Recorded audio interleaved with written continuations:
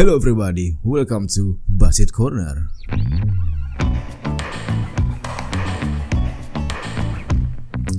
Nge-vape dirasa asapnya itu nggak bikin batuk kayak rokok kalau orang-orang yang di sekitarnya pada ngirup asap vape.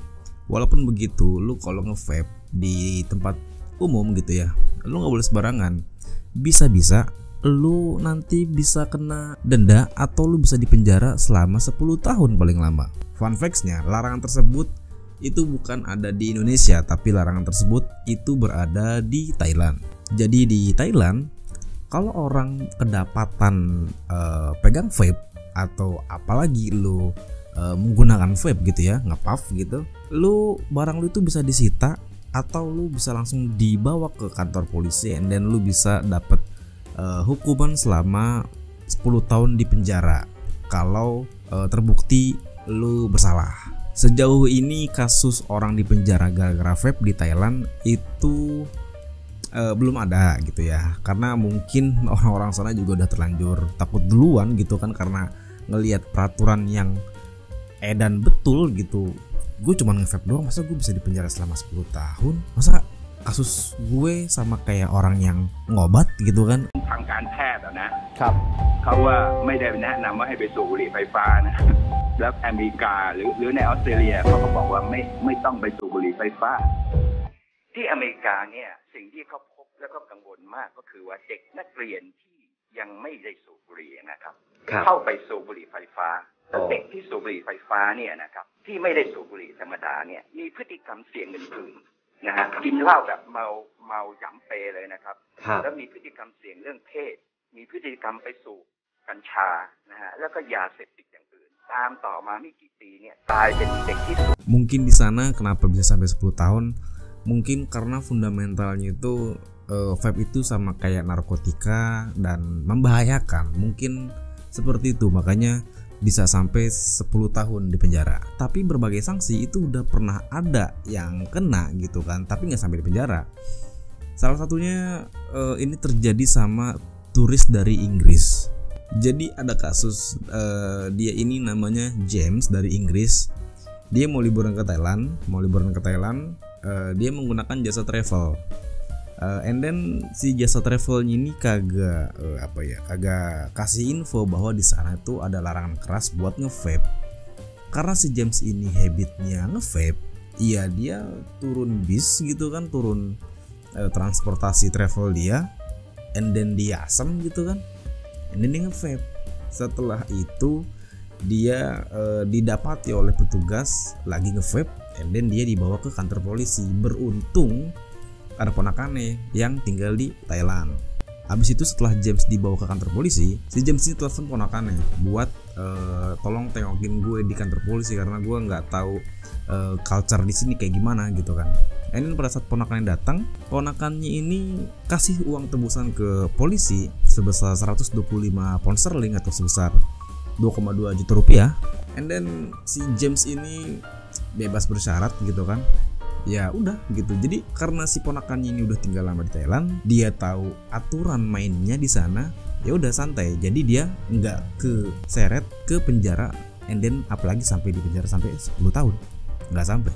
Dan aturan tersebut ternyata udah diikutin sama 4 negara: Kamboja, Filipina, Lebanon, sama Vietnam. Terus pertanyaannya, di Indonesia ada nggak aturan saklek kayak Thailand, seperti Thailand yang berlaku di Indonesia? Lu bisa lihat aja lah di sekeliling lu lah, nggak ada aturan yang sampai secara hukum sama seperti di Thailand gitu kan, sampai saklek banget gitu, sampai di penjara selama 10 tahun. Nggak ada di Indonesia secara hukum. Dan selama di Indonesia ada pajak, ada cukainya gitu kan, pastinya, dan apalagi besar, pastinya aman-aman saja. Maksudnya gini, maksudnya adalah karena cukai gitu kan, jadi and then mengandung nikotin gitu kan, jadi vape ini adalah ilegal buat legal buat diedarkan. Jadi produk yang harus diawasin peredarannya, penggunaannya gitu dong, ya kan? Betul dong, ya kan? Mantap. Nah, artinya norma-norma dalam nge-vape itu berlaku buat culture setempat aja. Kalau lu lagi di sego kucing di Yogyakarta, ya lu ikutin tuh aturan-aturan culture setempat. Atau lu lagi di sebuah halte di daerah Malang, ya lu ikutin norma-norma yang berlaku di sana, supaya lu nggak petakilan main di kawasan orang gitu kan. Jadi sebelum lu nge-vape di tempat baru gitu ya, paling nggak lu lihat ada poster dilarangkah buat nge-vape, at least lu nanya sama satpam deh, boleh ngerokok nggak, boleh nge-vape nggak. Atau kalau misalkan lu malu nanya gitu ya lu lihat aja ada nggak nih orang-orang di sekitar lu yang ngerokok at least, atau nggak nge-vape gitu kan, atau di bawah lu itu ada puntung rokok atau enggak. Karena itu juga menjadi salah satu parameter itu tempat boleh untuk ngasep. Ya, karena itu juga saya lakukan kalau saya ke suatu tempat baru yang belum pernah saya datangi gitu kan. Jadi memang kadang kalau misalkan gue segen buat ngerokok atau nge-vape gitu, paling gue ngeliat dulu di sekitar gitu kan, nggak ada security, and then juga nggak ada orang tapi nggak ada orang yang ngerokok gitu kan. Tapi gue ngelihat ada puntung rokok berkumpul, yang pastinya bukan dikumpulin kayak habis disapu, bukan, kayak ya puntung rokok 4-5 batang agak berserakan gitu, tapi masih agak baru gitu. Nah, jadi gue asumsiin bahwa nih tempat boleh ngerokok. Kalau misalkan gue dilarang, ya sorry gitu, minta maaf aja, nggak usah gengsi gitu, minta maaf aja deh kalau lu salah gitu ya. Jadi paling enggak lu ngelihat, paling minim banget lu ngeliat ada puntung rokok atau enggak. Kan gak mungkin lu ngeliat kaleng vape di suatu tempat, karena kan itu limbah plastik yang cukup besar ya kan, segini gitu kan. Jarang lah kalau misalkan lu ngeliat botol vape gitu ya, botol liquid berserakan gitu, itu sudah dipastikan tempat sampah. Karena kalau misalkan berserakan kan itu orang buang sampah gitu. Tapi kalau misalkan lu ngelihat ada puntung rokok gitu ya kalau gue minimal itu. Tapi bukan berarti kalau misalkan lu lagi di suatu tempat yang emang nggak boleh ngerokok gitu ya, kayak apa ya, di dalam mall gitu kan, terus lu ngeliat puntung rokok 2 puntung 3 puntung, ya itu mungkin ke bawah angin atau enggak ya sampah aja jatuh gitu, ya lu juga nggak boleh gitu juga. Jadi ada tingkatan-tingkatannya gitu. Kalau misalkan lu tepatnya agak-agak segan gitu, mall indoor gitu kan, ya tapi ada puntung rokok, berarti level puntung rokok nih lu hilangin. Coba lu tanya saat mungkin ada tuh ya food court di mall yang boleh ngerokok kan, nah itu boleh, gak apa-apa. Ya pokoknya kurang lebih aturan vape sama rokok itu sama-sama lah, tipis-tipis lah, walaupun memang secara teknis ada yang berbeda, tapi kurang lebih sama lah. Kalau misalkan tempat rokok itu biasanya udah pasti boleh nge-vape, ya nggak sih? Correct me if I wrong ya. Tapi kalau misalkan tempat nge-vape, belum tentu orang rokok boleh ngerokok di tempat vape. Paham maksud gue?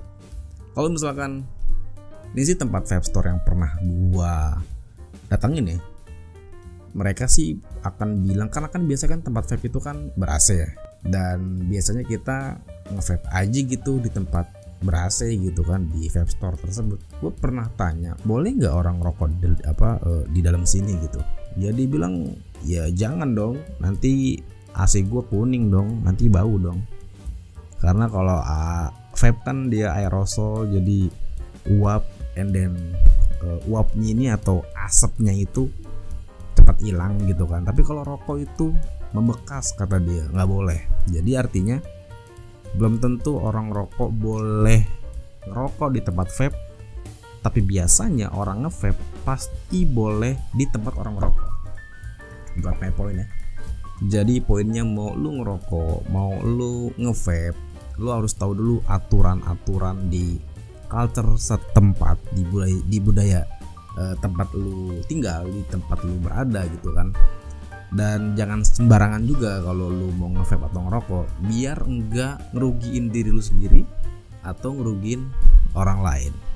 So, segitu dulu aja video dari gua. Kalau misalkan lu suka sama video gua kali ini, silahkan di like, dan yang belum subscribe silahkan di subscribe ke channel Basit Corner, dan jangan lupa nyalain bel notifikasinya supaya lu bisa dapat video-video terupdate dari gue. Dan that's all, see you and ciao everybody.